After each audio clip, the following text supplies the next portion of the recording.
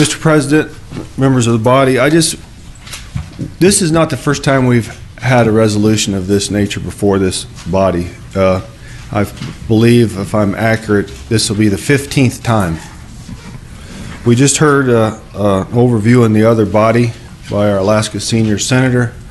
We all know the issue well, but I would like to just segue into a little bit of a history lesson on ANWR for those of us here that might not be familiar, and I think it's important. In the 1880s, 3 teams of geologists set out. One team left from where you were just as recently as yesterday, Mr. President.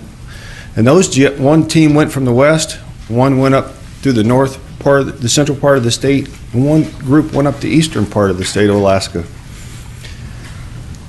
It's a fantastic read, Mr. President, but the team that went up the west coast found oil,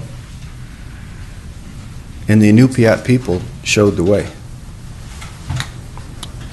A self-proclaimed explorer by the name of Leffingwell left San Francisco in a small boat at the turn of the century.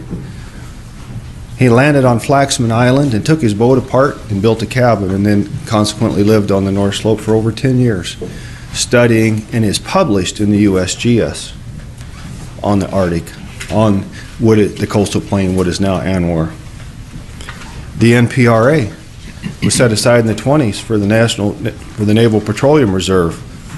I have personally known Alaskans that in World War II crisscrossed the NPRA, drilling and finding and discovering oil, most notably Umiat. Kaktovik sits right on the edge of ANWR. There's been a well drilled at Kaktovik, KIC #1, the winners of 1984-85 by Chevron. 2,000 acres, Mr. President. That's the target area. But with that being said, this resolution affirms what we've always held to be true, that it's we believe our inherent right to go explore and do the due diligence on that coastal plain so we can keep our pipeline running for many, many, many years to come. And I would ask everyone for their support. Thank you. Okay, thank you, Senator Bishop.